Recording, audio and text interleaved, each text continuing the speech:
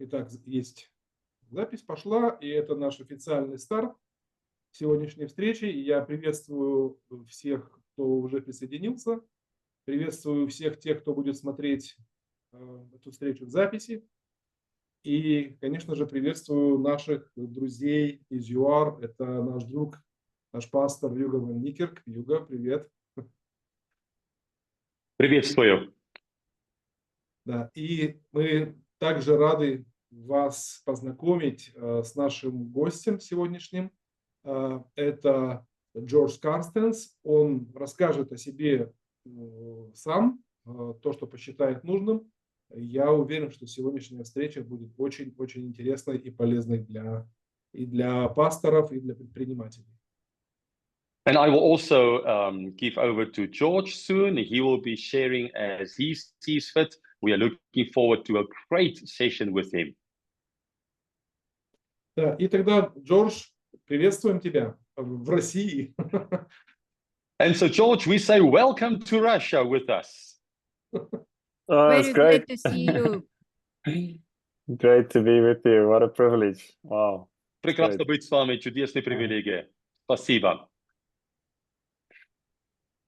Awesome. And so, yeah, you can go for it, George. Okay, can I jump in? Yes. Great. No, it's wonderful to meet you, and looking forward for the discussions. You're welcome to jump in with questions and to on everything. So really looking forward to this time together. Прекрасно познакомиться с вами и очень в ожидании нашего обсуждения. Вы можете в любое время задать вопрос, пожалуйста. Итак, вперед. And so, yeah, just a little bit of background of where I'm from. I'm actually from a finance background. I did some work with Deloitte, and very keen to get into the business world. I worked for a big mining company called De Beers, and then was called into the world where I'm at, which is to do with people and culture. So it was a big shift from the finance to the people and culture, but it's been an amazing journey thus far. Итак, немножко о себе. Вначале я работал в финансовом мире в компании Deloitte, как вы знаете, одной из самых крупных компаний. И тогда я работал для De Beers, вам очень известно. И долго там работал в финансовой сфере. После этого уже перешел в мире культуры, изменения культуры и изменения жизни людей. Вот где я сейчас нахожусь. И честно, для меня это был большой перемен. Yeah, so to see these people in the waiting room, I'll just admit them. Okay. Вижу, что есть люди в ожидании. I think you don't need to admit. Я думаю, вы будете пустить. Okay. Yes. Okay, good. And some of you might have seen, I think, my father in the previous month. So it looks like you're getting a lot of Karsten's package coming your way. Я думаю, некоторые из вас тоже присутствовал, когда мой отец Карстенс здесь поделился. И так что у вас есть хорошее обслуживание от семьи Карстенса. Это наша привилегия. Yeah. So I come from a family. My father was a pastor. My grandfather was a pastor in faith things, and so the big question for me was, do I go on that route? And I just felt called to the business world, and how to reach the business world with truth and with insights, and so yeah, it's been an incredible journey.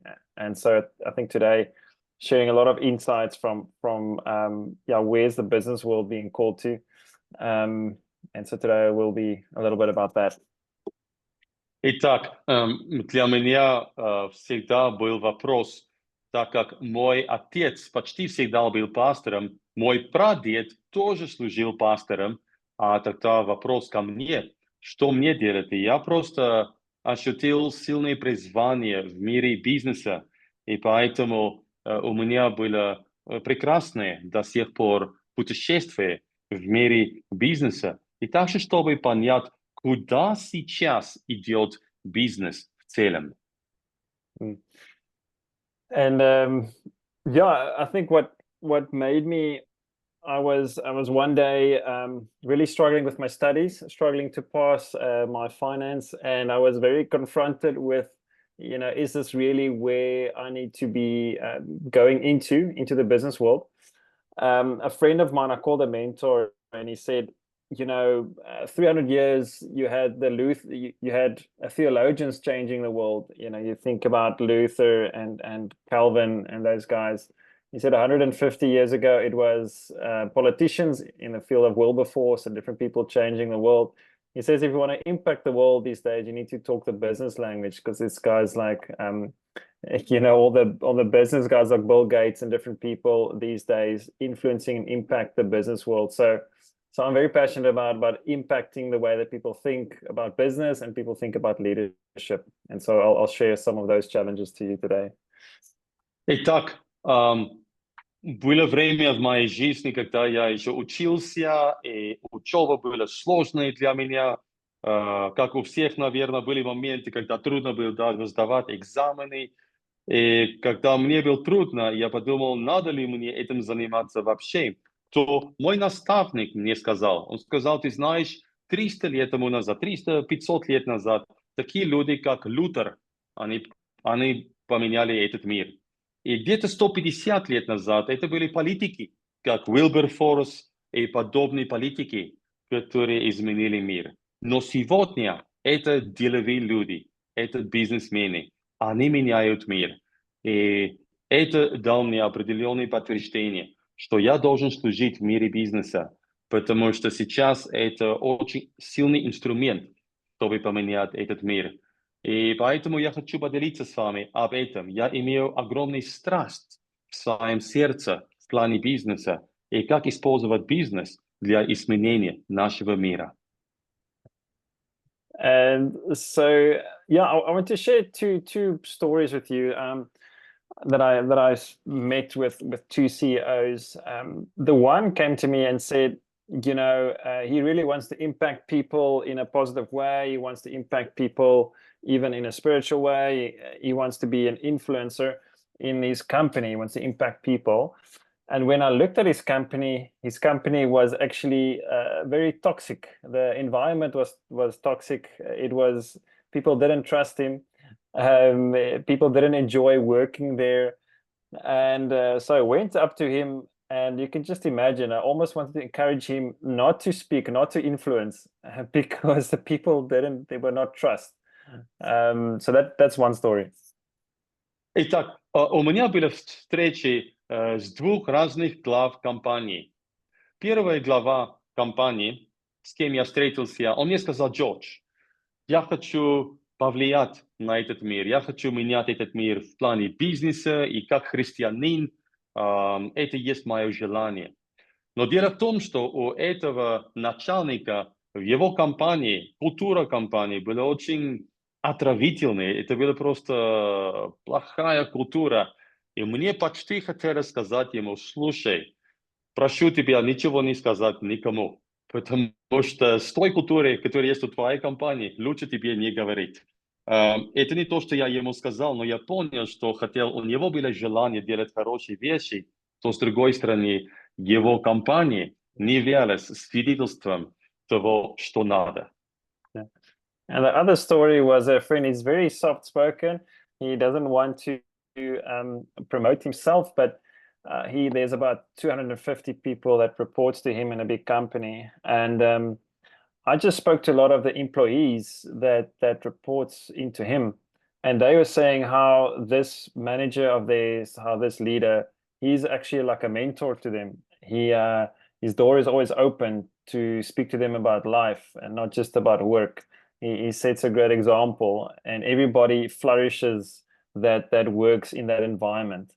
And you know, I was just asking and trying to interview people, and so it was definitely the second person that I wanted to interview on a video and wanted to ask him questions and wanted to share his stories. It's a totally different two types of leaders. Both are Christian, both are people of faith, but the second had a total different life story than the first one. Итак, моя встреча с вторым начальником компании. Он человек, который не сказал громко, что он хочет поменять весь мир, но у него в компании все было настолько прекрасно. И до сих пор у него есть где-то 280 работников в компании. И люди в компании просто все говорят о том, так хорошо здесь работать, так хорошо он относится к нам. И так просто прекрасно быть здесь.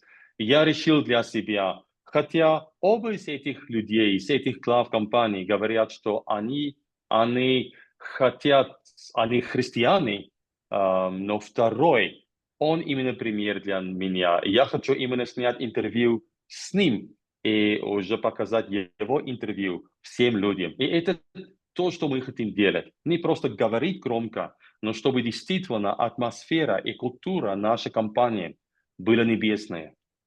Yeah. And so the second person almost had an aroma.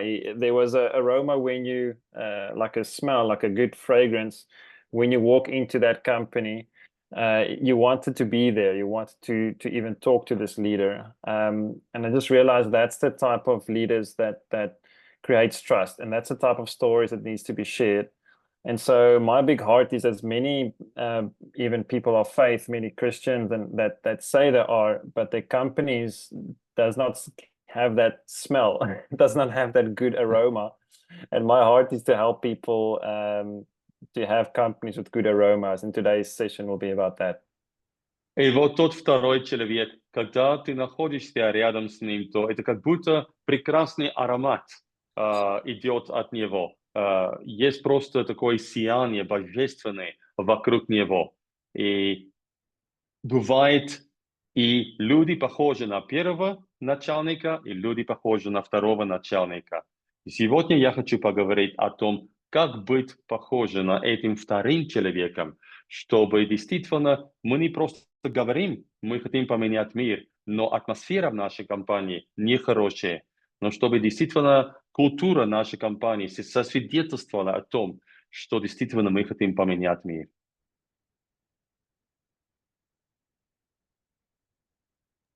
So our company, we help people consult people on their culture. So how to shape the culture of a company to have this aroma. And we also do the implementation. We train people on how to establish that within a company. And so today it's going to be about how to establish the right culture in your company. Итак, то, чем занимается моя компания. Мы помогаем другим компаниям, чтобы у них была та благоприятная атмосфера, культура, и чтобы в этом плане они были успешными. И мы занимаемся и тренингом, и тогда применением того, что они получили. Так что мы путешествуем с разными компаниями, чтобы у них была небесная культура во всех отношениях. And so that's what we do. And I established the South African office 5 years ago. So we'd love to share some of the very special secrets that we use in companies with you. And you're always welcome to call me afterwards, if you have more questions after today. Итак, мы уже 5 лет работаем именно в ЮАР. Я хочу поделиться с вами некоторыми секретами, как мы двигаемся как компания и как мы помогаем другим компаниям. И если после этой сессии вы хотите связаться со мной, пообщаться со мной, то добро пожаловать. Yeah. So I'm going to talk to you as I would talk to a CEO. So even if you're not a CEO of a company, just act like one, and you can apply this even in your company. It doesn't matter if you're a CEO or not. Итак, я буду говорить с вами, я буду обратиться к вам сегодня, как будто вы все начальники компании. Если, может быть, ты еще не начальник компании, тогда просто прими, как надо, но я буду именно обращаться к вам сейчас, как начальники компании. Okay, so let me, Hugo, should I share in the Russian format or this English one? Should we send it in the chat, the Russian slides, or what's the best? If you can share in the Russian and you can talk on it, then of course it would be great for people to follow it as you speak. That's great. Okay, as I'm pulling that up, I want to ask the question to you that's here in this call. What is more important, strategy or culture? And if you had to give 100 points, let's say you think it's half-half, you would give 50 points to strategy and 50 points to culture, or maybe you think culture is more important, then it'd be 80 to culture, 20 to strategy. Which one is more important, and how would you allocate points on importance within a company? We'd love to. Итак, пока я покажу вам слайд, я хочу задавать вам вопрос. И этот вопрос, дорогие начальники, стратегия или культура? Что важнее? Важнее стратегия или важнее культура? И тоже в плане 100 баллов, какое отношение вы выдали бы этим моментам? Стратегия 70, культура 30. Какой ответ у вас? И, пожалуйста, ждем ответы. Уже в чате пишут ответы. Nastya is saying 20% strategy. Nastya is saying, let me see, 20% strategy, 80% culture. Who else? Кто еще? Culture eats the strategy for the breakfast. Вот Анна написала. Yes. Great. Отлично, Okay. Анна. So it's Вот mostly здоровый завтрак. Exactly. Okay. We love that saying. And so if it seems like 80% culture, 20% strategy is what most people are saying.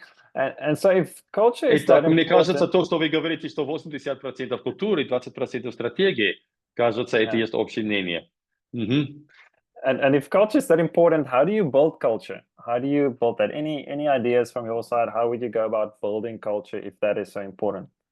Итак, следующий вопрос вам. Если тогда культура настолько важна, то как строить культуру? Если у вас какие-то мысли относительно этого, I can just say, George, that Елена said it's 70-30, and she said that without culture, it is not possible to build a good organization. So she gives it 70-30. Итак, I will repeat the question. Вопрос к вам тогда, как строить здоровую культуру в компании? Yeah, so any ideas on how you go about building the culture in your company? Пожалуйста. That's so important. Пожалуйста, есть какие-то идеи у вас, как построить хорошую, здоровую культуру в вашей компании, если это настолько важно?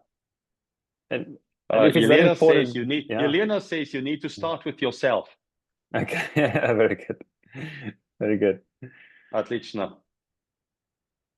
And Олег says that you need to start with the leadership. Leadership. Okay. Very good. And if I ask a second question, if it's that important, does your company have a strategy on how to build culture? What's the question? Should a company have? Yeah, the question is, if you think it's that important, culture, does your company have a strategy on how to build culture? Значит, это следующий вопрос. Если культура настолько важна, значит, важно ли компании иметь стратегию о том, как построить свою культуру?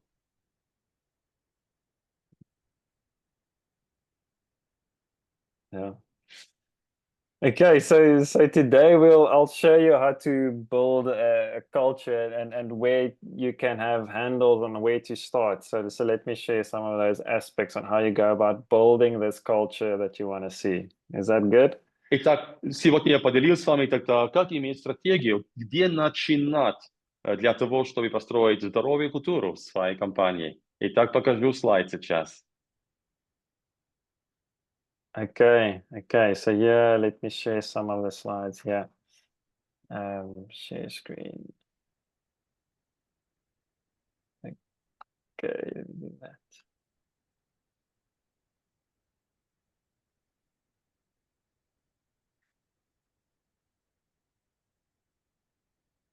Okay, there we go. Okay. Так. Do you see the whole screen, or do you see my notes as well? Yes, yes. See the whole screen? Мы видим, yeah, the whole screen with the notes on the Okay. left and the right. Yeah. Okay. So, but the whole screen is white, right?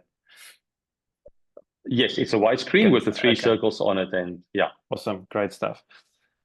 Okay, so this is in a big way, this is where how culture is built. It's built of these three overlapping circles, and I'll explain each one now. Итак, мы видим эти три круги, и они как соединяются друг с другом. So on the one side, it's about the tempo. It's about the pace of a company, how fast they go, if they're external focused or internal focused. This really shows the pace of the company. Итак, and that's on the right, yeah, the green one, yeah. Так, и зеленый это показывает темп в компании. Это внутренняя часть. So it helps to know where your company is at. If your company is more entrepreneurial, if they're more structured, or if they are more focused on the market, or if they're more focused on collaboration, working together. So you need to always know where the personality almost of the company is at, and where do you want to take them to. Итак, зеленая часть – это как личность компании. Где их фокус? Их фокус больше на рынок, или это больше как клан, который имеет определенную культуру, или просто там есть сильная иерархия. То что за личность компании? Это важно понять от самого начала. And on the left here, it's about engagement. How are people engaged in the company? How are they motivated? Do they want to work there? Do they trust the company? Do they trust the leadership? It's all about the engagement and motivation of people in the company. That's the blue on the left here. И синий круг говорит именно о вовлечении людей. Каким образом они уже двигаться и работают, что мотивирует их, настолько доверие есть к членам компании и к организации вообще, какое доверие к видению организации, доверие к лидерству. Вот это именно вопрос вовлечения. Yeah. And lastly, yeah, it's about the ethos. The ethos of a company, saying that what are the key governing principles that guides the company going forward? What are the values and the leadership language that the company talks about? So it really focuses on creating a common language that you want people to talk about. So it talks about the ethos of the company. И тогда, если речь идет здесь, когда мы смотрим на красный, на розовый круге, то это есть организационный этос. Это на самом деле язык компании. Какие ценности у людей в плане поведения организации, ключевые руководящие принципы. Это есть этос компании. Okay, any questions on this so far? It's very high level, but this should give you a picture. If you think about culture in your company, these are the three aspects you want to work on and constantly work and develop. And as you grow this, you really grow the culture of your company. Итак, для того, чтобы расти культуру вашей компании, это есть три ключевые части, которые вам нужно постоянно расти. Это тем компании, вовлечение людей и этос компании. Постоянно надо их растить. Но это только как общее вступление. Я хочу просто остановиться на минуту. Есть уже какие-то вопросы у кого-то? Yeah. So let's just think about on the leadership principles here on the bottom. If you could think about one or two principles that can really shift in your company, if you identify 2 or 3 key things to shift, what would that leadership principles be? So let me just ask you to think about, if you can think about 1 or 2 key things to shift, to change. Can you maybe tell me, what would you think would be those principles? Я хочу задать вам вопрос. Если мы обращаемся внимание к красному кругу, и тогда вопрос, какие моменты в плане этоса вашей компании вы хотели бы поменять? Если вы сейчас думаете, вы говорите, вот это то, что я хотел бы поменять в плане языка своей компании, в плане ценностей нашей компании. Кто хочет ответить на эти вопросы?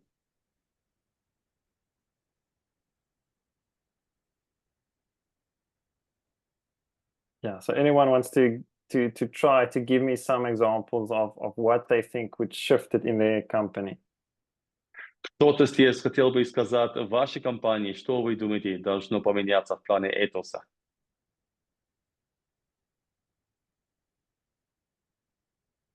Юга, ну, хочу дать контекст, может быть, для Джорджа в отношении культуры в России в организациях. Не во всех, но большинство. Если вот так вот в целом как бы дать обзор, поделюсь. Так. Вы хотите немножко, да? Да. Спасибо. So, George, Nastya would just like to share a bit about Russian companies in general. And Yelena has already written, she's just written about like adult to adult. She's talking about that, adult to adult, she's writing. And so Nastya just wants to give a bit of an idea about Russian companies. Спасибо, Nastya, поделись, пожалуйста. Один из факторов, который очень часто звучит, что хотят поменять, это действительно незрелость сотрудников. То есть потому что сотрудники ожидают, что им должны сказать, что они должны сделать. Да, вот постоянно такая мотивация, постоянное указание для того, чтобы они четко знали, что им делать. Поэтому то, о чем Елена сказала, да, это один из факторов, который присутствует в культуре, если брать про поведение. One of the first things Nastya is saying is that, and that's also what Yelena said, is that she says that the immaturity of people, that they need to be told the whole time, this is what you need to do. They need to be explained again, that is how you need to do it. So it's a big problem in Russian companies, is that there's a real immaturity. Ну и в церквях также. То есть And in churches we see the same thing. Yeah, very much. So if that can shift, then it'll be a big shift that happens in the companies and in the culture. Brilliant. Это отлично. Настя, есть еще что-то? Да, Или есть. это будет... Есть. And Настя wanna share more. Второе – это то, что культура в российских компаниях такая доминирующая, опять-таки не во всех, но в большинстве. Это культура такого лидерства, которая больше похожа на, как больше назвать, такого отца, да, который опекает, который идет впереди, и, соответственно, это из первого пункта вытекает, то есть тогда, когда лидер, он должен быть таким очень видным, харизматичным, тот, который все знает, и, ну, скажем, на его плечах лежат компании. И то же самое в церквях. And the second thing, George, is that in Russian companies, often the leadership is very dominating. It's like the strict dad that walks ahead and he's running the whole thing. He needs to be very charismatic and show himself to be very strong. And definitely that is something Nastya is saying that is flowing from the first point to get the second one. Yeah, brilliant. So that helps. That helps a lot. So let me help you with, and when I talk about principles or ethos, this you can maybe read Hugo here. It explains about this. But if we can find one or two foundational aspects, foundational principles that can shift a company, I would then pour all my effort into that one or two or three exact principles and ethos things that could shift it. And this is what we want to build, and this is how I would approach bringing about a change in a company. Итак, что надо искать здесь? Компании. Если мы смотрим на этос компании, мы хотим определить, какие два, может быть, три фундаментальных момента должны меняться в компании. И тогда мы должны сосредоточиться именно на них. Нельзя сразу попытаться менять всего, но определите самые фундаментальные, главные 2-3 моментов, которые должны сильно меняться в сфере этоса компании. И тогда имеете полный фокус, чтобы их менять. Yeah. Мгм. So let me share one of these principles, and it talks about leadership. It talks about this. It sounds like autocratic or domineering kind of leadership. And so let me speak Мгм. about that principle and what we use in almost any company. Today we trained the company for a full day on this. So let me share this with you. Итак, давайте я тогда поделюсь с вами, когда мы конкретно смотрим на том моменте, о котором говорит Настя, это доминирующее поведение лидерства. Как решить эту проблему? И как раз сегодня у нашей компании весь день мы занимались тренингом в определенной компании ЮАРа именно в этом плане. Доминирующее руководство. Что делать об этом? Yeah. So this is a model that we use, and let me take you through it. It has a lot to do in every aspect of leadership. Are the leader driven by fear, or are they driven by joy and care? And sometimes we say love, but there's always this motive that the leader is driven by one of the two. You'll find this in every situation. Вот и мы видим всегда, что есть определенная мотивация, определенный двигатель в сердце лидера, который двигает его. И это обычно либо страх, либо радость и забота о людях. Не безопасность, беспокойство, охрана и безопасность. Мы видим, что мотивация лидера в сердце его – это ключевой момент. Yeah. So you always find a leader is usually one of the two. They're either very controlling and manipulating, or they are equipping and multiplying others, meaning that they want to equip others and build others, or they want to see other people being multiplied, other people growing, other people serving others. So usually you see leaders in one of these two categories. И мы видим, обычно лидер находится в одной из двух категорий. Либо он манипулирует и контролирует, где он может, либо его цель – это оснащение людей вокруг него, чтобы было умножение способностей. Либо этот, либо тот. Yeah.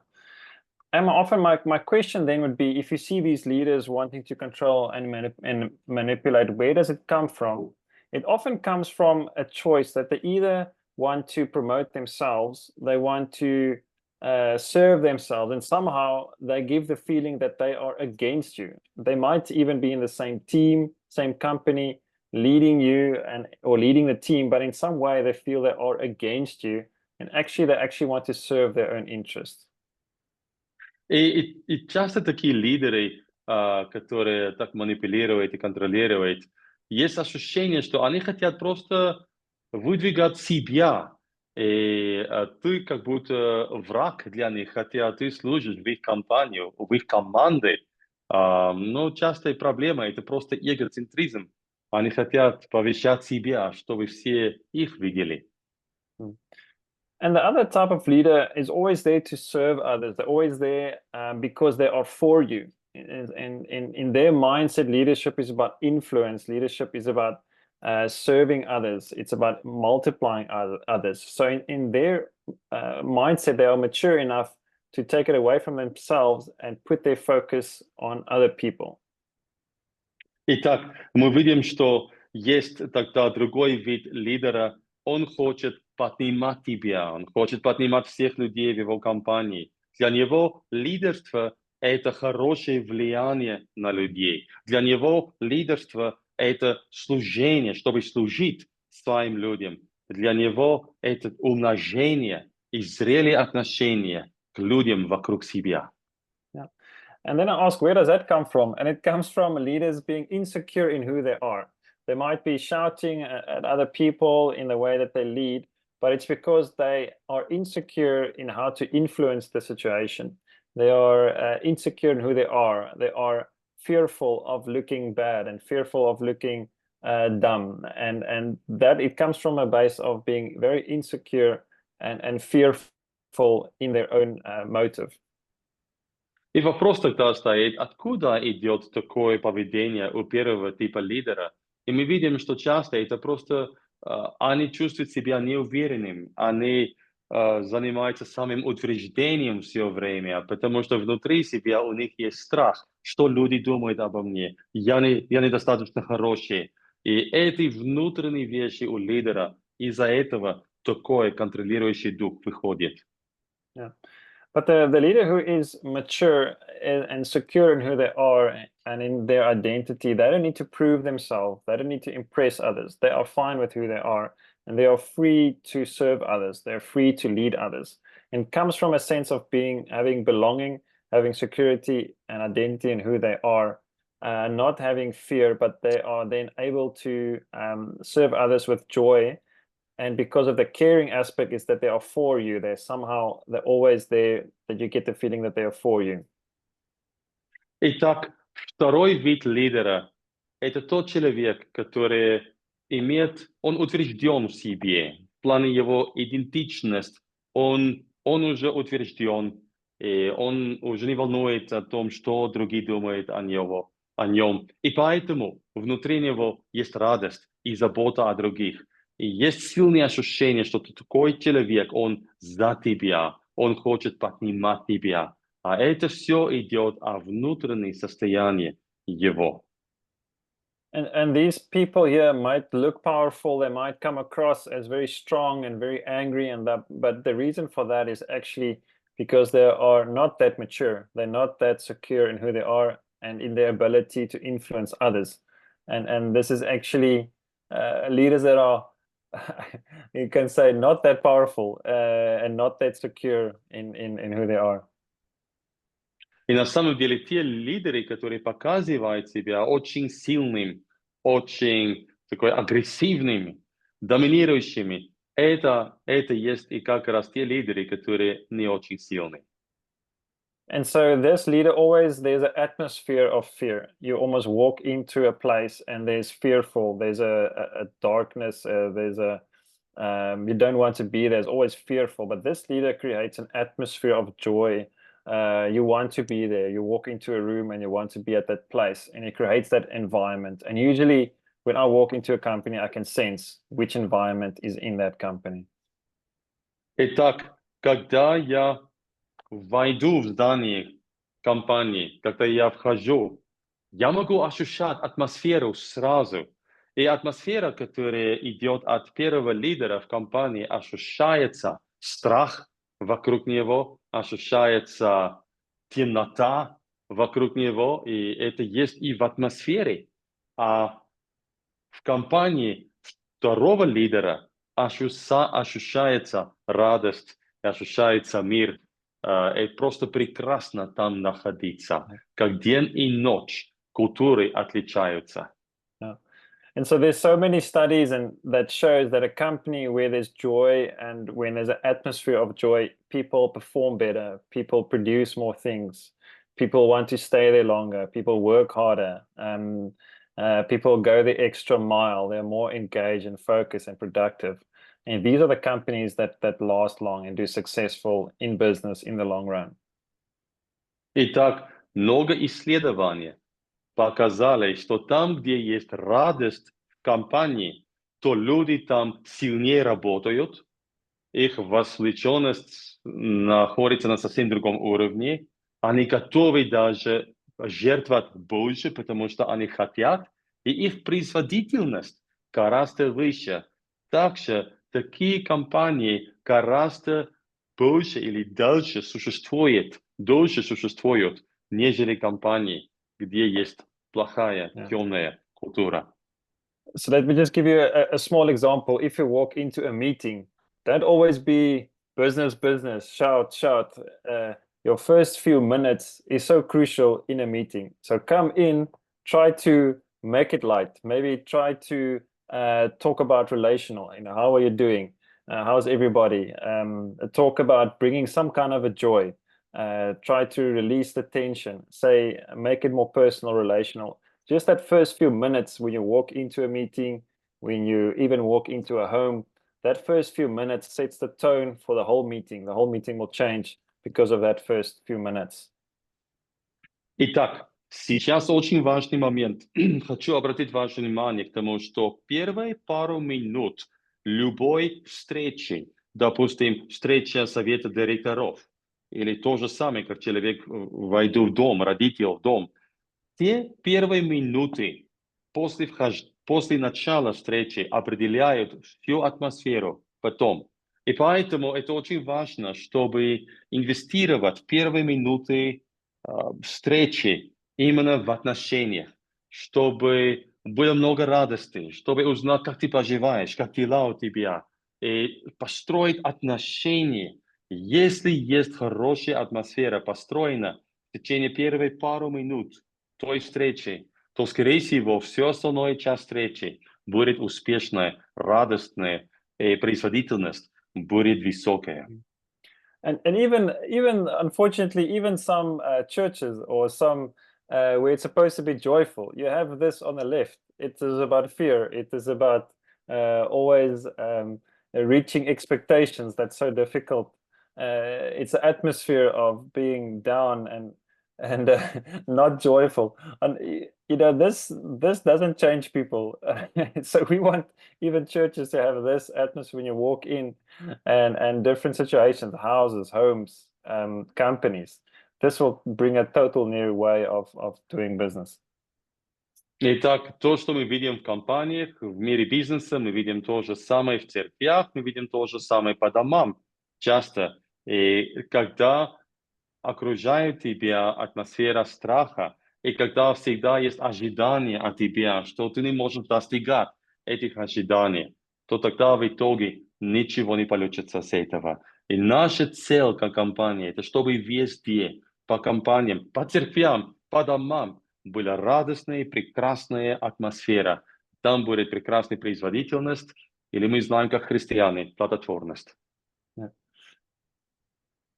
Okay, so that talks about these leadership principles and ethos. And for me, that's one of the critical ones. There are a few others that I like, but that's for me, the most important one is to get that principle down. So that talks about this aspect of ethos in a company. Итак, это именно было все об этосе компании. Красный круг. То, о чем мы сейчас говорили. С этим надо было начинать, потому что это очень важно. Yeah. So let me talk about this aspect, getting the engagement of the company. And like some of you said, it all starts with the leader. It's 70% of the engagement and the motivation of people in companies is the relationship they have with the leader. Итак, следующий мы сейчас посмотрим на синий круг, мы смотрим на вовлечение. Вовлечение в компании именно зависимо от лидера. Исследование показывает, что 70% общего вовлечения компании идет именно от самого лидера. Yeah. So let me share. Some of you said that there is not trust in the leader. Let me share with you a model that we use so that leaders can build trust with them to gain and И, increase their credibility. допустим, мы говорим, что недоверие к лидеру. И вот я покажу вам сейчас систему, которая помогает, чтобы повысить именно доверие к лидеру. So we call it the 7 C's in the 7 C's in English. I'm not sure if it's 7 C's here, but in English it's 7 C's. Нет, на английском там есть 7 как буквы S. На русском уже не так получается. Но вот есть 7 этих главных моментов для того, чтобы построить доверие именно к лидеру. So I'm going to ask you to number 1 to 7, and I want you to give you a rating for yourself. How high out of 10 would you score yourself in this? И теперь я прошу вас, пожалуйста, оценить себя для каждого из этих пунктов 1, 2, 3, 4, 5, 6, 7, чтобы вы оценили себя. Из 10 баллов настолько высоко вы оцениваете себя. Okay, so let's take character. So let's talk, do the people trust your character? Первый. Характер. Готовы ли вы пожертвовать прибылью ради сохранения своих принципов? И насколько люди оцениваете ваш характер как высокий, и как вы оцениваете себя в плане характера. So the people that follow you, they ask this question: are you willing to sacrifice profit to keep your principles? Is that principles really that important to you? That's the question in their hearts. Еще раз, в сердцах работников или членов команды или компании, они задают себе вопрос: готовы ли вы, лидер, пожертвовать прибылью ради сохранения своих принципов или нет? So are you a person of character, of integrity, of keeping to your values? This, if you're not, then you will struggle to build trust with the people that reports to you. Они хотят знать, являетесь ли вы человеком принципов, характера, человека, который держит свое слово, и так дальше, человека, которому можно доверять или нет. So maybe give yourself a score out of 10. How do people trust your character? Maybe give yourself a score. Прошу оценивать себя из 10 баллов. Вы давайте себе определенный балл. Okay. The second one is about competence. Do people trust your competence? И тогда следующий вопрос, очень важный, компетентность. Вы действительно можете это сделать, это вопрос, который она задает. Компетентны ли вы на самом деле? Как они смотрят на вас? So in a company, you can be a nice person, people can trust your values, but can they also trust that you can really do the work and you can really be a good leader? И, возможно, люди в компании действительно считают, что вы очень приятный человек, очень классный человек, можно доверять вас, вы человек слова, но есть ли доверие в вашей компетентности, что вы способны действительно вести эту компанию? So give a score for you. Do people trust that you can do the work? Do people trust that you can help them with the skills and that you are always growing in your skills and competencies of leadership? Еще раз прошу дать себе оценку из 10 баллов в плане компетентности. Как ваша компания смотрит на вас? Yeah, so do you know what you're talking about? Okay, so that's also a key component. The third one talks to connection. Do people trust you because they feel connected with you? They've got a good relationship with you. Третье, отношения. Вы действительно заботитесь обо мне или нет? Насколько вам важно, как я поживаю? И вот это момент отношений. Какое отношение есть между вами и ваших людей компании? Что они считают про вас? Пожалуйста, прошу оценивать себя. So the question in the heart is do you care about me? Do you care about the team? Do you develop the team? Do you grow them?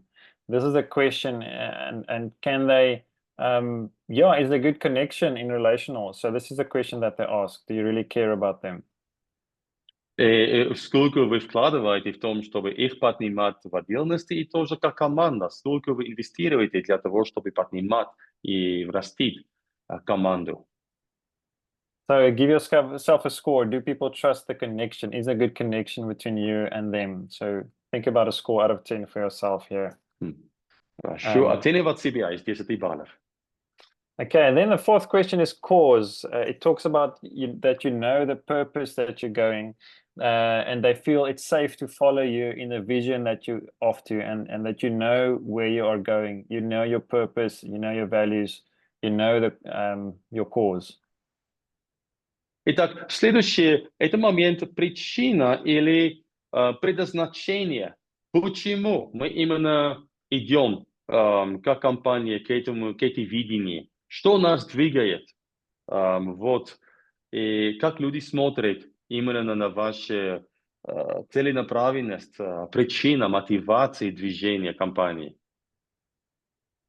In this case, they would trust you if you have a joy and care driven leadership. If that's your motive, they know it is safe to follow you. But if you have a fear motive, they always feel like somehow you are against them, and then this will break down the trust. So it's very important that they know that it is safe to follow you.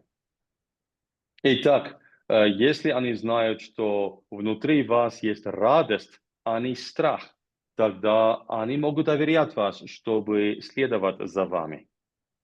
So you can give yourself a score there as well. And Оценивайте себя, пожалуйста. so the next one is courage, the fifth one. Will you admit when you are wrong? Will you be vulnerable enough to say, yeah, I made a mistake? This relates to someone that's trusting you because you are courageous. Итак, следующее, это не настолько смелость, как здесь переводится, но это именно храбрость. Храбрость в плане того, чтобы признать свою неправоту. Когда вы ошиблись, когда это было неправильное решение, насколько храбры ли вы, чтобы сказать, друзья, я ошибся, да, вы прав, прости меня, я был неправ. Это важный момент для них, чтобы увидеть в вас эту храбрость, признать в своих ошибках. And also, people will trust you if you're willing to take risks, if you're willing to maybe, just take risk in life and in business, and you're not so worried about looking foolish. And people trust that aspect of you. So this is also, give yourself a score out of 10 for this. Еще важный момент здесь, это еще пятый пункт, который действительно относится больше к смелости. Насколько вы готовы рисковать?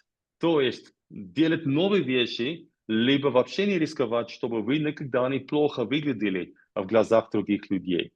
И люди больше вас доверяют, если они видят, что вы готовы сделать идти на риск ради продвижения. И не просто делать то, что уже не рискованно для того, чтобы вы, может быть, неплохо выглядели. And this number 6 talks about capacity. Will you be there when I need you? Is your door open that I can go and talk to you at any time, especially when things are difficult? Can I go knock on your door and will you help me? So it talks about having capacity, talks about spending time with people, that you have time to develop and grow people. Итак, шестой пункт говорит о способности. Способность говорит о том, что у меня в сердце есть еще пространство для вас. Если вдруг вы будете находиться, или ваши работники будут находиться в трудных обстоятельствах, есть ли еще у меня как лидер место в своем сердце для того, чтобы вам помогать, для того, чтобы вам послужить? Или скажу ли я вам, извините, друзья, я слишком занят, ваши проблемы – это ваши проблемы, пожалуйста, оставьте меня, у меня просто нет способности еще вас выслушать. Или есть у вас способность внутри себя, чтобы сказать, без проблем, заходите в офис, расскажите, что трудно, чем я могу помочь. И они понимают, что вы имеете эту способность для того, чтобы мне помогать в трудных обстоятельствах или моментах. And remember, these are aspects that people have trust in you. And the more trust people have in you, the more you can lead them. The more you can go very far with them. So it might be in one of these aspects people don't trust you and then trust breaks down. И еще раз, не забудьте, что речь здесь идет об доверии, чтобы люди вас доверяли. И если даже они вас доверяют в 6 этих пунктов из 7, но в одной из этих пунктов они вас просто не доверяют, тогда не готовы они будут дальше идти с вами. А если по всем этим 7 пунктам они могут вас доверять, тогда они готовы будут долго идти с вами. And the last one is about commitment. Do people trust your commitment? Will you follow the rules? Will you keep your promises? Will you be accountable? Will you reach your goals? Do they see that there's a high commitment? How you go about your work? Итак, 7-й момент – это посвящение. Насколько вы посвящены к своим делам, насколько вы берете ответственность на себя для компании и для успехов компании. Они должны видеть вас, что когда вы делали определенные обещания, что вы могли выполнять этих обещаний, они должны все время видеть ваше посвящение к успеху компании и, конечно, к вашим личным успехам. Okay, so hopefully this helps, and this is how people build trust. And also, So I can be strong in a few areas, but if I'm weak in other areas and people don't trust me, then the whole trust relationship will be broken down. I need to build trust in all of these aspects with the people that I'm leading. Итак, я должен построить доверие во всем этим 7 пунктам. Если я силен в некоторых из них, а слаб в некоторых из них, тогда не будет общей доверия. Я должен все время работать над собой, чтобы по всем 7 пунктам у меня был высокий балл, чтобы люди могли доверять мне. Yeah. So sometimes people think that they can do the job very well and that they work very hard and that they're very committed. And they think that that builds trust, but you forget that there are other areas that breaks down the trust, and therefore your leadership will just be limited. И, допустим, иногда лидер думает, у меня компетентность очень высокая, это 2-й пункт, и я посвящен. Значит, есть компетентность, есть посвящение, и все, больше ничего не надо. Так не получится. Очень важно все 7 этих пунктов. Okay, so let me hear from you. You scored yourself. Which ones do you think did you score yourself the lowest? Which one of these 7 do you think this is a difficult area for you? И теперь обратная связь. Прошу вас, пожалуйста, сказать, в каком из этих пунктов вы оценили себя ниже других, где вы говорите, действительно, вот в этой сфере мне нужно подниматься. Пожалуйста, прошу сказать.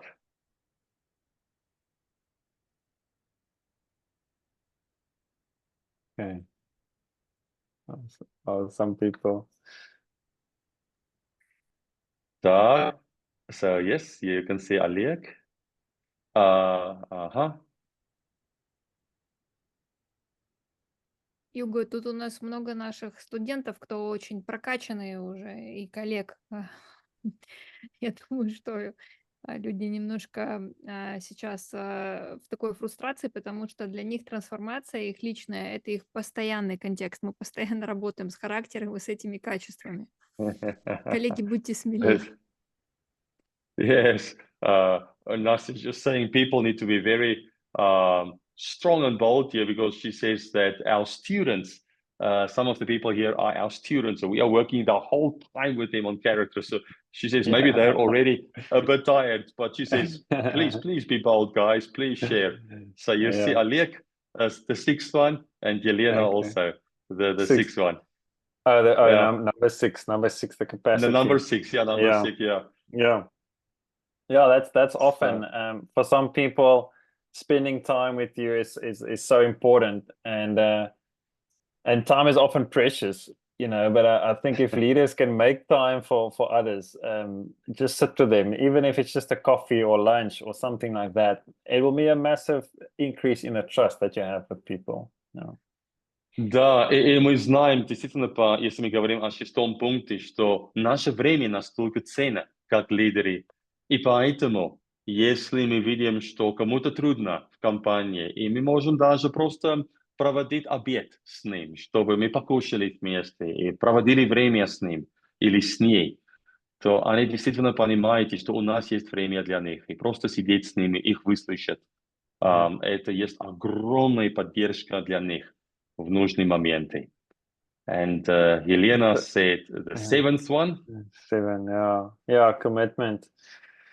Yeah, it's also one to just keep the accountability going. And when usually we ask for, you know, what's your action steps for the week, and then be so diligent in just putting 3 or 4 action steps, and then a week later deliver on that, say that yes, these are the 3-4 things that I completed, or the 3-4 things that I grew in.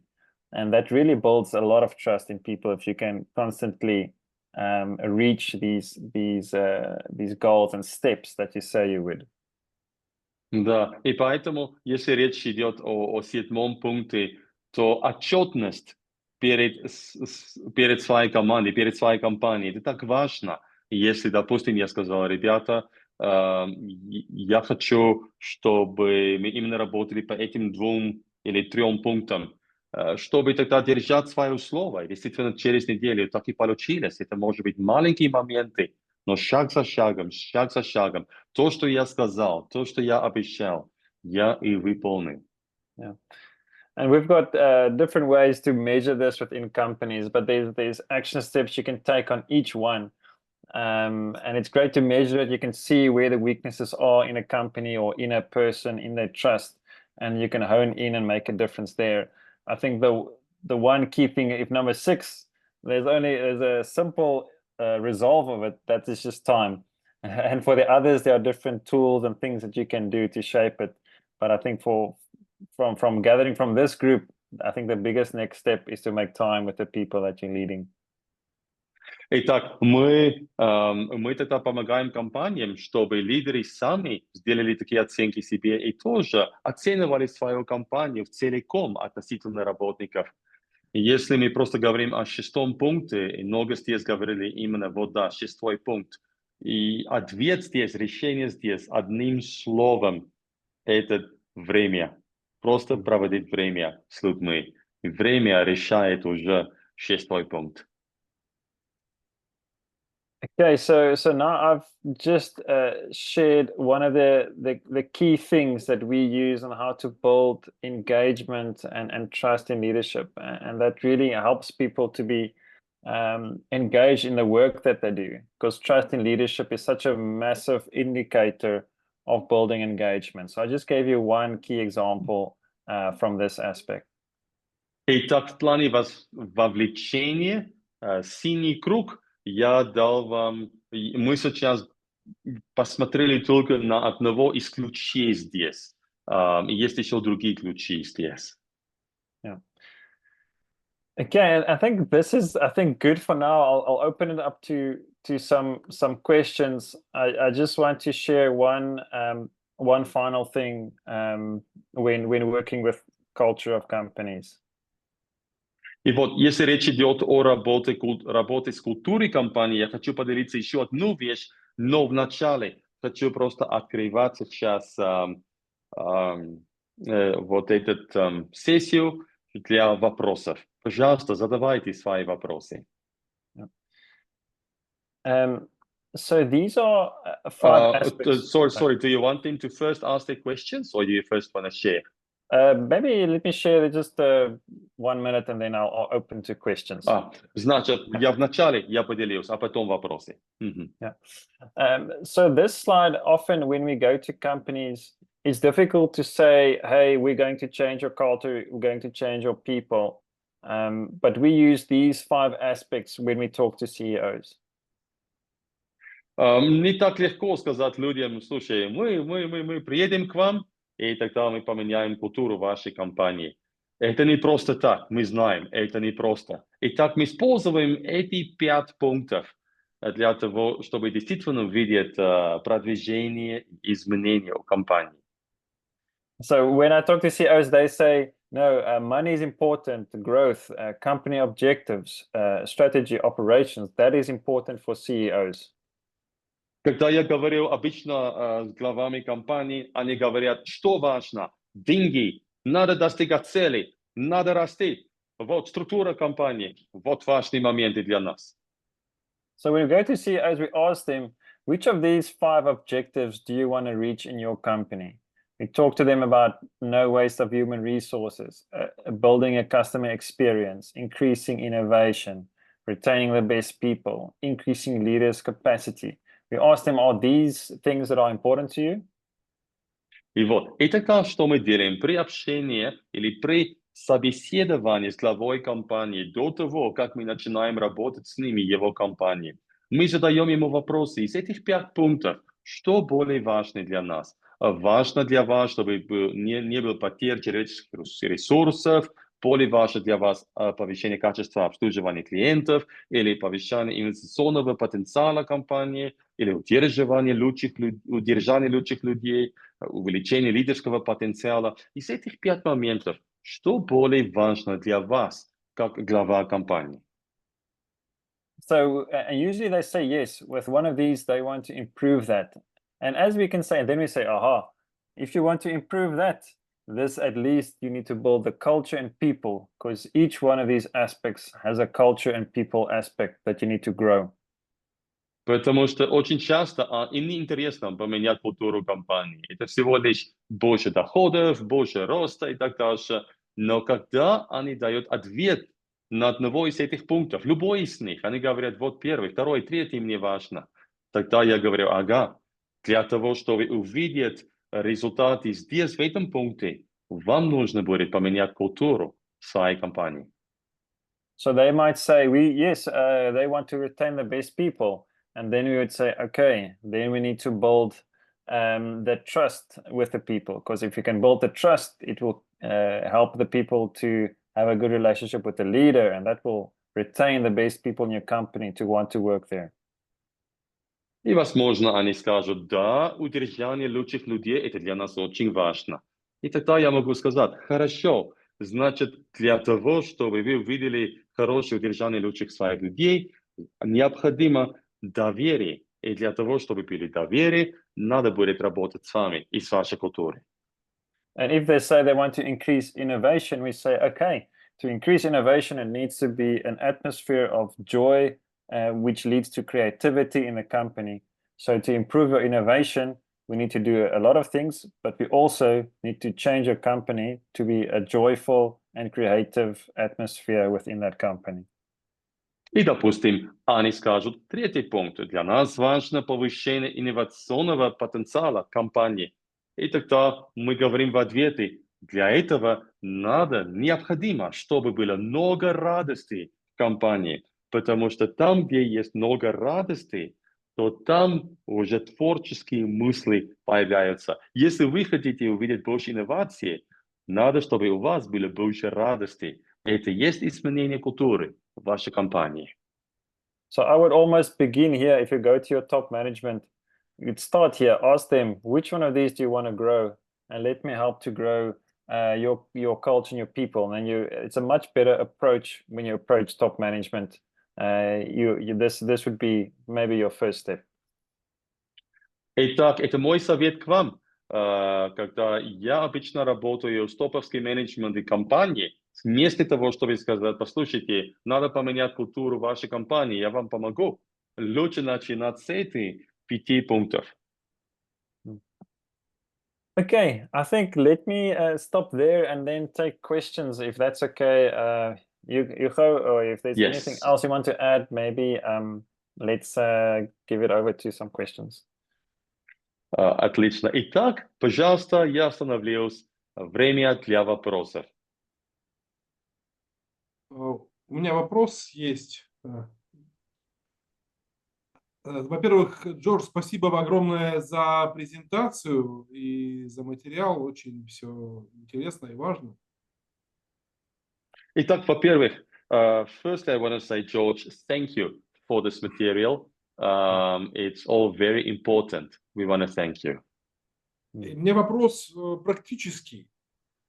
Когда Джордж и его компания работают с другими организациями по изменению культуры, с чего они начинают? Каков первый шаг в такой работе? Вот они приходят в офис компании. И что? Okay. And so, George, Alec, have a very practical question to you. When you are starting to work with the company, how do you start? So that first day, you've arrived at the offices, and now what? What do you do? How do you start? Yeah, we always ask a lot of questions. And so Мы начинаем с многими вопросами.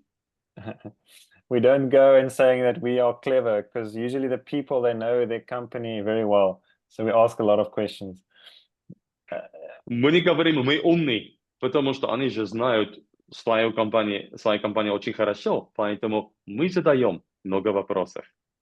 So I think that's usually we start here and try to ask them questions on each of these 5 aspects.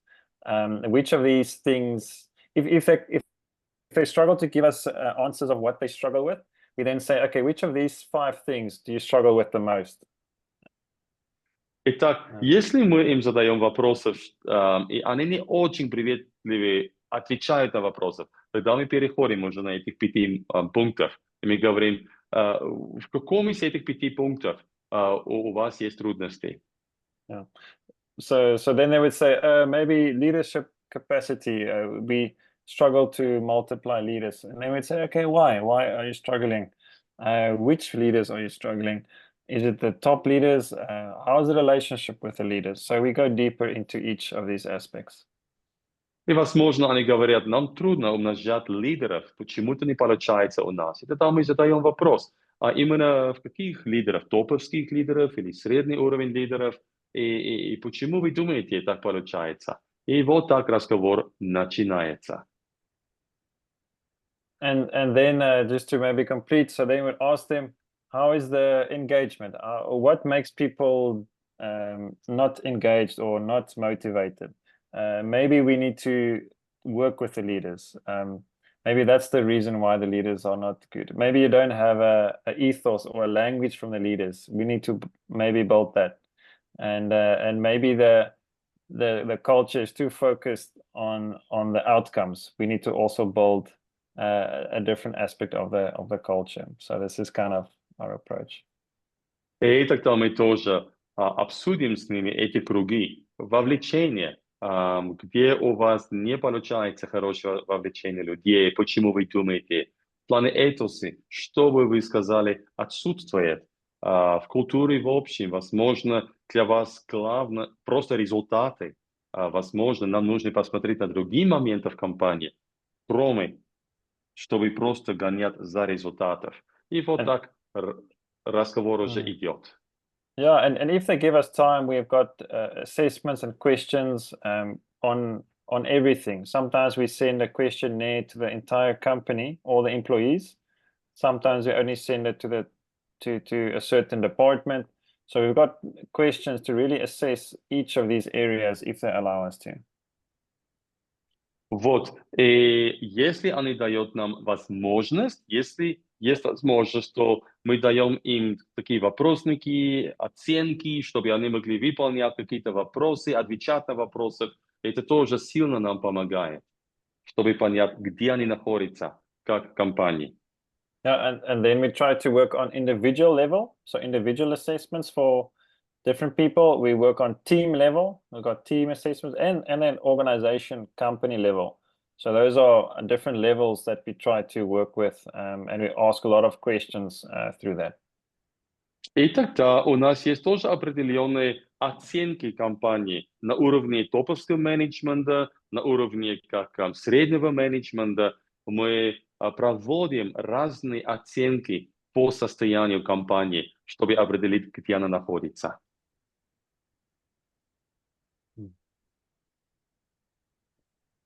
Does that answer your question, Oleg? Отвечает ли на вопрос, Олег? Да, спасибо. Yes, thank you. Да, Джордж, спасибо большое за этот вебинар, очень ценно. Я не сначала подключилась, возможно, об этом говорили, но вот сколько человек в вашей команде, кто не по квалификации, как по времени в среднем вот длится вот такая работа с культурой, когда лидеры готовы работать с культурой своей компании? And so thank you for this, George. She says, maybe I missed it in the beginning, but how many people are you in your company? What qualifications do they have? And how much time do you usually spend with the company to help them change their culture? Yeah. So our company headquartered in Egypt is about 100 people in that company, with about 300 freelance people. We opened the office in South Africa 5 years ago. So we are 6 people permanent and about 10 people freelancing. And then we've got 2 other offices in the world also open. So we are still quite in the development phase in South Africa. What other 2 countries? We got the Dubai, the Emirates, Saudi, and the Emirates. Those 2 countries. Yeah. And yeah, what's the other question? Usually it's between 3 and 6 months. Hopefully it's long. It's 3 years, 4 years, but we take it 3 to 6 months at a time, and then we reassess before we do the next next journey with And the what client. what qualifications do they have? Oh, so most of my team is different, different science and engineering, but the typical qualification is industrial psychology. I'm not sure what that is in your language, but that's the typical degrees. But in our team, we've got various ones. And my background is finance. I'm a chartered accountant. Yeah. Итак, по вашим вопросам, во-первых, их главный офис находится в Египте, там работает 100 человек на полное время и 300 не на полное время. Их офис в Южной Африке, человек 6 на полное время и 10 не на полное время. У них также тогда есть офис в Дубае, в Эмиратах и в Саудовской Аравии. Это именно по вопросу, сколько людей. Тогда какие квалификации у них есть? Там бывают инженеры, психологи, особенно индустриальные психологи. Это, конечно, очень в точку. Он сам Джордж, у него есть финансовые квалификации и так дальше. То есть довольно широкий выбор квалификаций. И тогда как долго они работают с компанией? С 3 до 6 месяцев. И тогда в идеале они берут передышку, и тогда еще дальше работают снова. И в идеале они работают от 4 до 5 лет с компанией. George, can you just say your 3 to 6 months, how long do you take that pause again until you ideally work again with them? Yeah, so we usually do a 6 months and then a month before that 6 months is over, we reassess and try to just decide with them what's the next 6 months to journey with them. Окей, да. То есть, извините, не то, что они берут передышку, но обычно в идеале они работают 6 месяцев в компании, с компанией, и тогда на 5-м месяце они они делают оценку продвижения, и тогда они говорят, ага, теперь для следующих 6 месяцев, что вы бы сказали больше нужно. И так в идеале они так работают по полгода, в идеале от 4 до 5 лет с компанией. Some companies have a retainer with us and we do monthly time with them. So they have a certain amount of time that they can spend with us and what we can spend with them. So some companies have got a monthly, and that's one. Some of them are in their 3rd year already of journeying with them. Да, есть некоторые компании, и они просто платят нам ежемесячную постоянную плату, как гонорар. Есть ежемесячный гонорар, который мы получаем от них, и мы каждый месяц продолжаем работать с ними. Есть некоторые компании, мы уже работаем с ними 3-й год в ЮАР.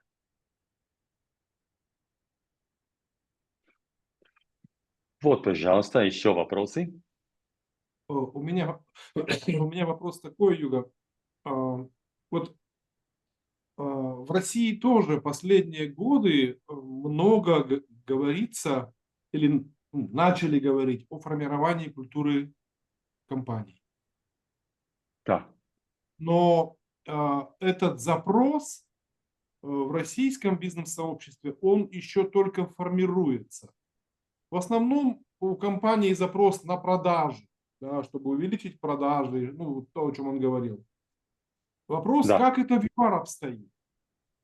Как Джордж видит, насколько есть запрос именно на этот формат работы по изменению культуры? И насколько этот запрос в динамике? То есть, как было раньше, как сейчас?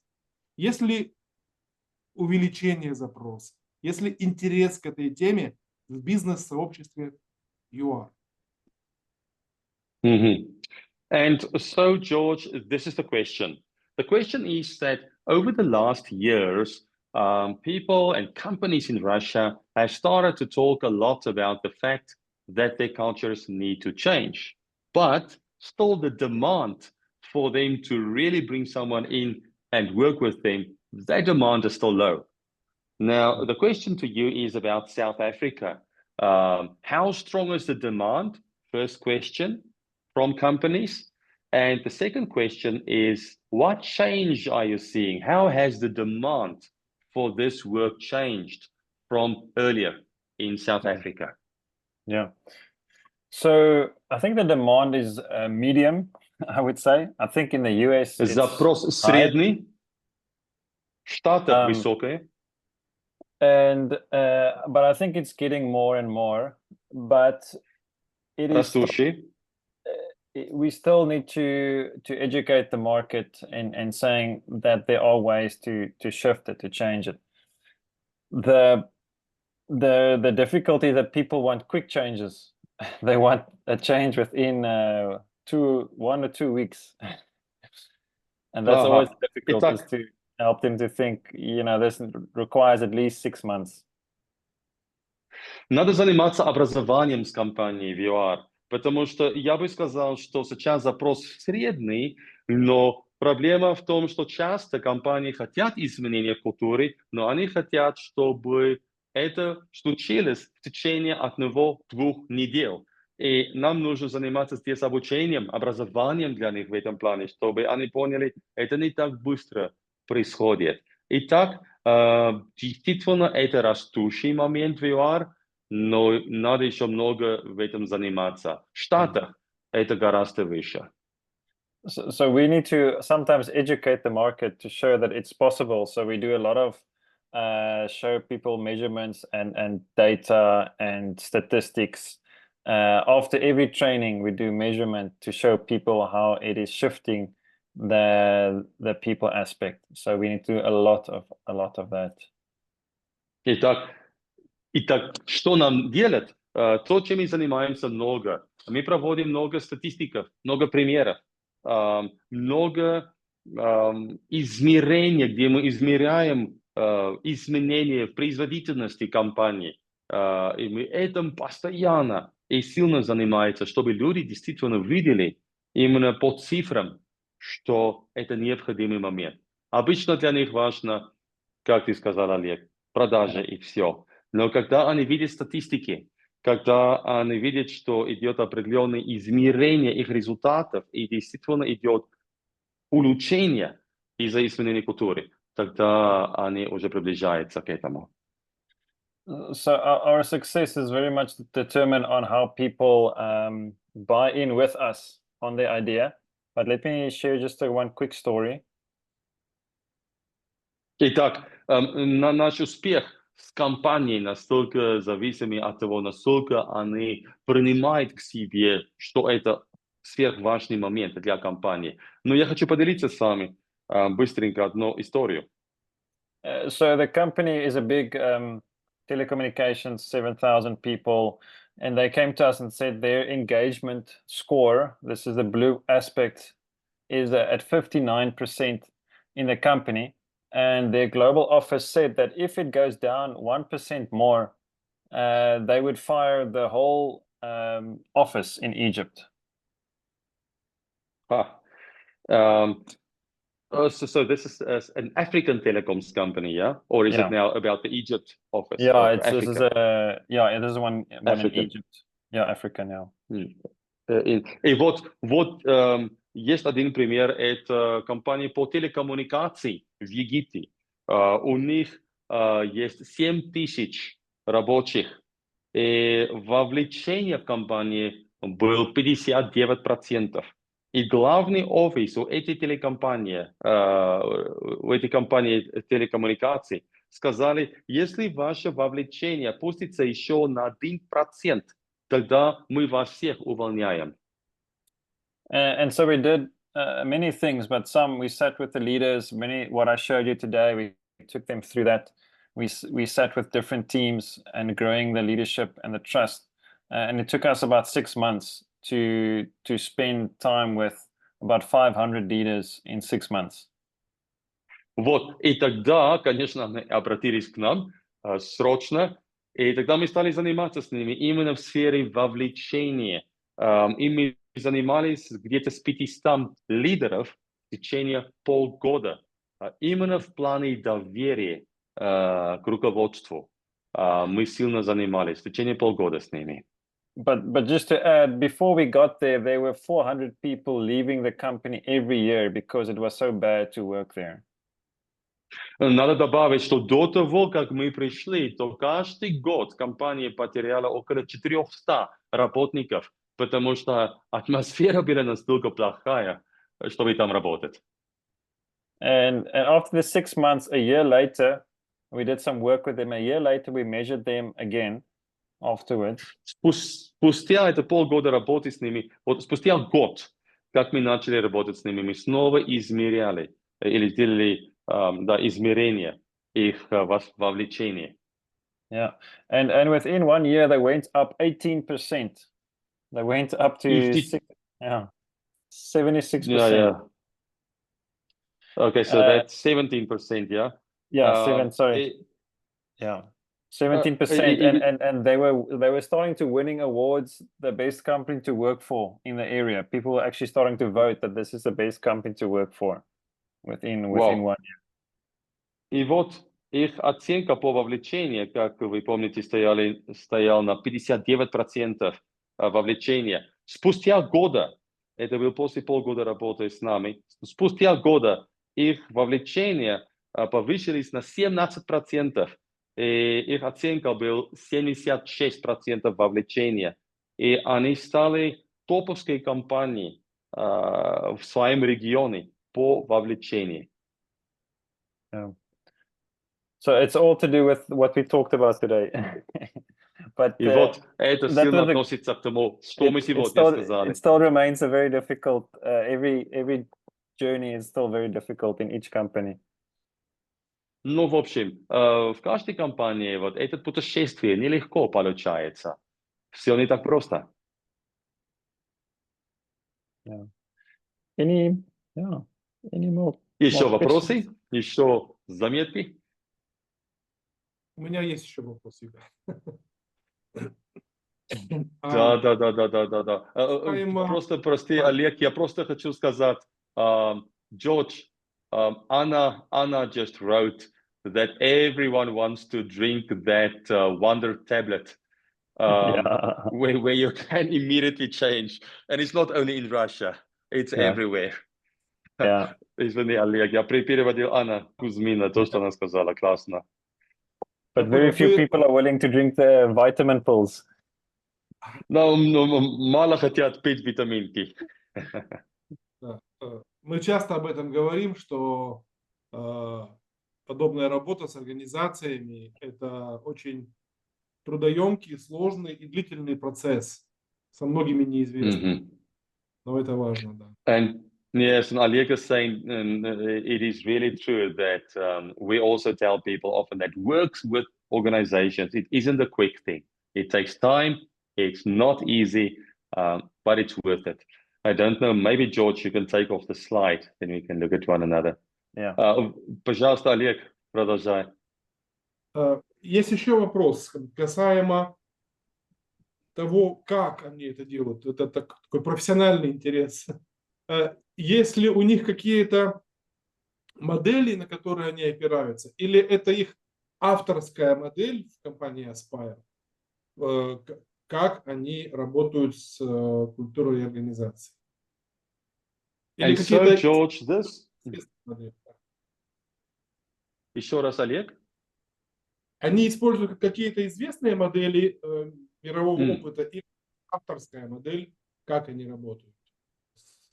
And so, George, these models that you are using, are they well-known models? Are they models that you have developed as company? Where do they come from? Yeah, so we usually do a mix between. I think the ones that we showed were ones that we've just created from various different models, and ones that we felt like, you know, over the last many years, we felt like work the best, have the most impact. But we often use some typical models, so we have a mix. But the ones I showed you today was something that we developed. Yeah. Да, итак, ответ это... Yes, please continue, George. No, just saying that a lot we started using the fear-driven, joy care-driven model 8 years ago, and nowadays people start talking about psychological safety. So we tend to see the world also looking at these models and seeing the need for it more and more. Вот ответ, Олег, это смесь, микс. Мы используем разные модели, которые существуют, но то, что я вам сегодня показал, это наша разработка. Но мы и в течение нашей работы мы используем и разные известные модели. Конечно, есть тоже модели, которые мы стали использовать 8 лет назад, никто еще не знал о них, а сегодня уже люди больше понимают, насколько они важны.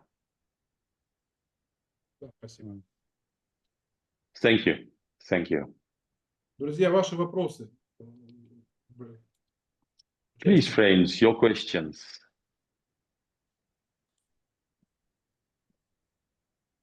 Анастасия, у тебя по-любому есть вопрос. Большое спасибо, Джордж. Мы очень ждали эту встречу. George, thank you. We really were awaiting this meeting with great expectation. Yeah. У нас здесь много коллег, кто является коучами, бизнес-тренерами, фасилитаторами, консультантами. Много кто будет в записи смотреть. We have many people here on the team who are also business trainers, coaches, facilitators, and others who will be watching this meeting after this. И, конечно, очень интересен такой обмен опытом, обмен практическим опытом, обмен практиками. На ваш взгляд, сколько времени оптимально для того, чтобы действительно, там, допустим, культура, которая не вовлекает и не развивает.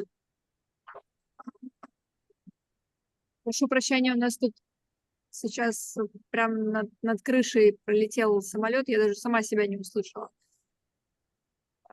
Юга, первую часть вопроса услышал?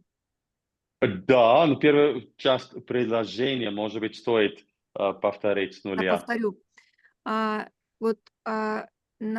Из опыта Джорджа, сколько лет он этим занимается, оптимальное время для того, чтобы ожидания совпали с реальностью, сколько времени необходимо для того, чтобы произошли качественные изменения в компании, что, например, если там не было вовлеченности, не было доверия, потом произошла динамика, и это получилось. И в атмосфере, когда в офис, как Джордж тоже говорит, да, заходишь, и это чувствуется, да, то есть это можно на кончиках пальцев пережить, почувствовать не только из-за каких-то конкретных практик, но и в атмосфере. Вот мы знаем, как христиане, есть атмосфера контроля, есть атмосфера свободы. Вот что он может сказать, какой у него есть опыт наблюдений? So, George, from your experience, what is the ideal time that you need to spend usually for a company to reach its desired results from the place where a company is still really a place filled with fear and Nastya just mentioned that we also see that in churches in Russia a lot, until the moment where you can really see that the desired results are achieved.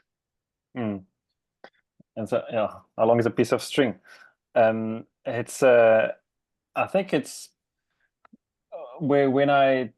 since I'm financially, I know usually it's the amount of time that you get from companies is difficult.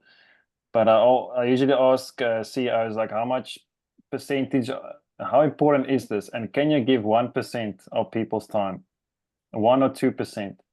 That's usually how much we are given. For a training consulting company, we would take 5%, but 1 or 2% is about 2.5 hours per person. I think 1% is about 2 hours, 2 or 3 hours a month, which is not a lot, and that usually is what we need to work with. So usually I would say if we get half a day per month or a full day per month, that should make a good shift. Over what period would you say? If you can get it, yeah, I would. I think I would 6 months. 6 months, I think, is needed for that. So I would say, 6 days, 6 days over 6 months, full days with a team would probably be the best. And usually we have coaching in between, in between those sessions to take it a bit deeper and to make it more personalized for each person. Thank you. Итак, Настя, это все зависит от того, сколько времени глава компании дает. То есть, если он говорит, хорошо, я дам 1% из времени своих работников тебе или 2%, то, конечно, это зависит от этого. Но если в идеале, если у тебя есть 6 полных дней в итоге, это где-то 2-3 часа в месяц. 2-3 часа в месяц, и у тебя есть в итоге 6 полных дней работы в течение 6 месяцев, то можно ожидать действительно сильные изменения. Джордж тоже добавил, что вместе с этим это тоже коучинг. Они занимаются коучингом с ключевыми людьми компании, пока идет этот процесс. Но и помимо этого, около 6 полных дней, которые ты именно командой занимаешься с компанией в течение 6 месяцев, то можно ожидать хорошие изменения. Can I add something? Is that we don't actually believe in training. We are a training company, but we don't believe in training. Мы компания по определению, которая занимаемся тренингом, но мы не верим на самом деле в тренинги.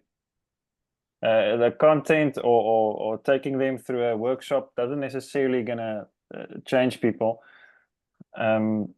So we believe in how to get people that they want to learn, that they want to change. That for us is all of our focus goes into that. How do we help people to want to change? И для нас главное, это не через столько семинаров человек проходил, но главное для нас, это чтобы помогать человеку, чтобы он захотел измениться больше. Если это хотение для изменения увеличивалось у него, то это успех для нас. So we spend so much time to help people take ownership and help people realize that they must make a shift in their hearts and in their minds. They must really make a big shift. And that is where most of our effort goes into when we work with companies and people. Большинство из нашего вклада в людях, это чтобы у них было изменение, сдвиг в мышлении, чтобы они хотели меняться. Потому что если они не хотят меняться, то можно проходить сколько угодно семинары, но не поменяется. Но это понимание, что я должен меняться, я должен переживать конкретный сдвиг мышления. Вот мы вкладываем много, чтобы человек достиг этот момент. So it's difficult to say it's going to take this much time. For some people will never change and will never make that shift. And for others, once they've done that shift, then you can almost do anything with them. They're open to change. But until you don't reach that point, it's very difficult for them to make the shift. И, конечно, бывают некоторые люди, они никогда не поменяются, потому что не хотят и все. А другие, как только человек достиг этот момент, где он понимает, что он должен и хочет меняться, тогда можно делать все угодно с ним в хорошем плане. Тогда его изменения быстрые. Thank you very much. У меня еще один вопрос, Юга. Последний, наверное, с моей стороны. Another question, last question maybe. Очень интересно, что Джордж сказал, что у них компания представлена в нескольких разных странах. Может быть, он следит или знает, или как сам понимает. Как бы он назвал, какие сейчас ключевые тренды в лидерстве? То есть какое лидерство сейчас в топе, да, то есть что он видит, понимает среди, может быть, тех компаний, с которыми они работают, или по его наблюдениям. Вот какие, может быть, сейчас в тренде ключевые направления в лидерстве? Okay, George, so a question, because your company is in 4 different countries. In general, what trends do you see in leadership currently? What are some key trends that you are observing in the bigger picture of leadership? I think with innovation and the future and things becoming, we see all the technology and AI and content and knowledge. Like, knowledge doesn't distinguish a leader now. The key difference is the relational aspect that's becoming a very scarce skill, and so that's becoming more and more important.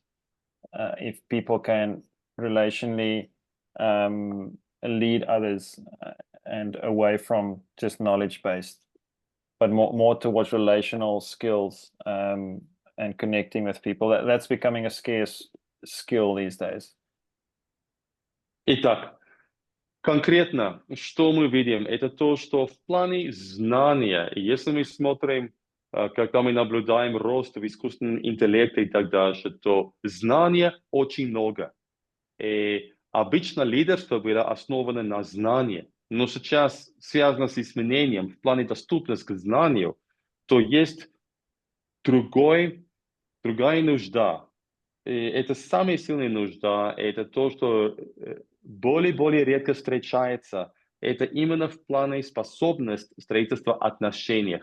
Это то, что мы видим, это редкость на данный момент. Так что хватает лидеров, которые имеют много знаний, лидерство на основании знания. Знания сейчас вокруг, и есть искусственный интеллект знания, но именно навык строить отношения, это есть самый ключевой момент, и тоже запрос к лидерству, который мы сейчас наблюдаем. Because you might lead people in the future that's from different countries.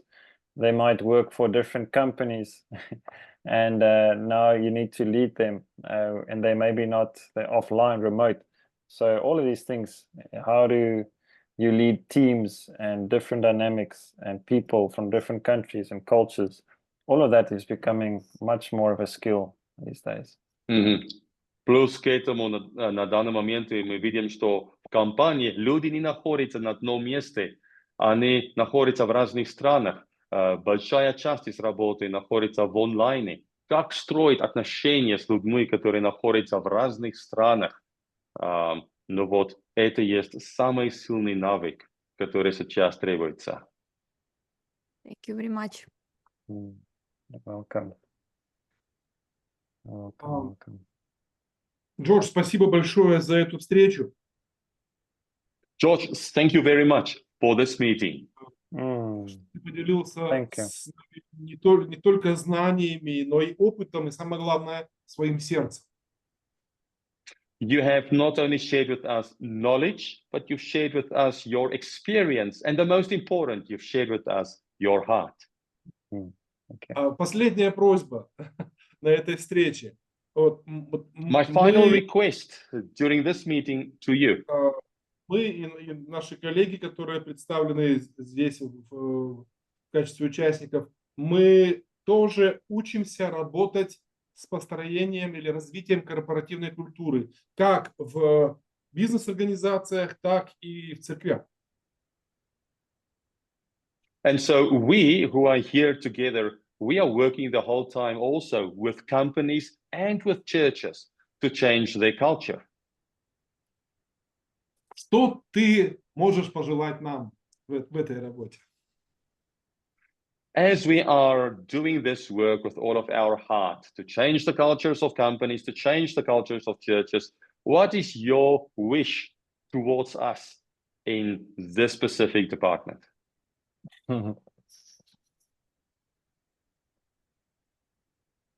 I think my wish would be that you really get to the hearts of people, and that you have hope that to reach the people in anywhere, in business or church or anywhere, that a lot of people live with fear, and they are almost slaves, captured in a way of always living with fear. and my hope is that you can almost release them where they can be free and live their potential and live out of joy and care. I think that would be my #1 wish for you guys. Вот мое пожелание к вам – это то, чтобы вы могли достигать сердца людей, и чтобы у вас была сильная надежда, твердое упование, что у вас получится, что вы достигнете сердец людей. Потому что мы должны достигать людей, которые сейчас являются рабами страха. Они должны уйти из этого, чтобы их мир был наполнен радостью и заботой. И это есть мое пожелание к вам. Спасибо. Спасибо. Это очень ценно. Thank you. That's really precious. Да.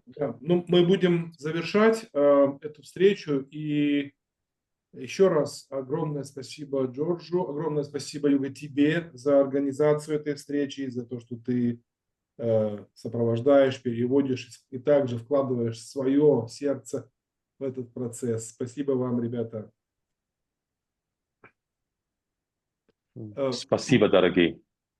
Мы надеемся, что однажды Джордж сможет приехать в Россию и делиться и с предпринимателями, и с пасторами своим опытом по построению корпоративной культуры.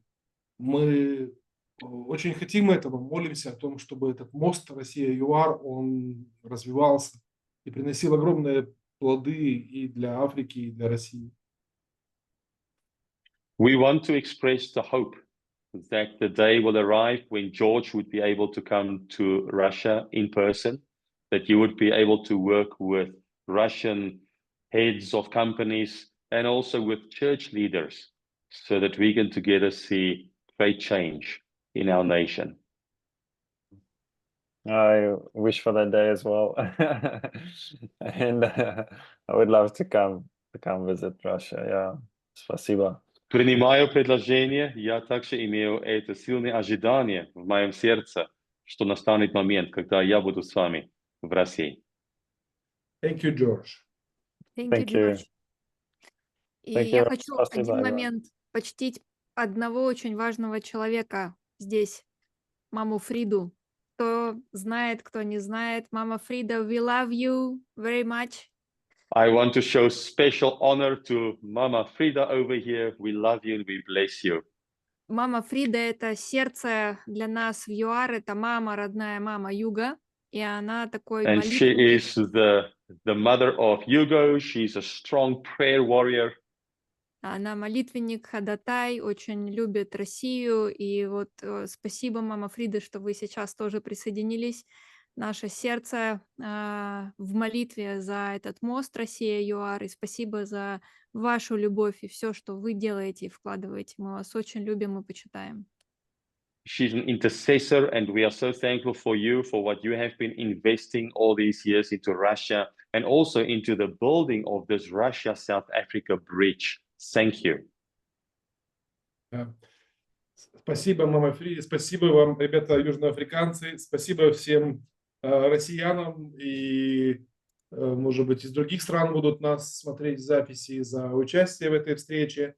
Мы надеемся на то, что с Божьей помощью мы будем продолжать такие телемосты с нашими коллегами в Южноафриканской Республике.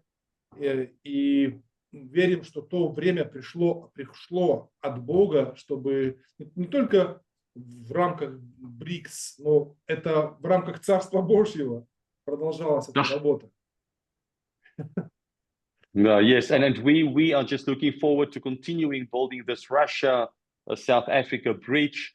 And this is much more than just within the framework of the BRICS. This is within the framework of the kingdom of God.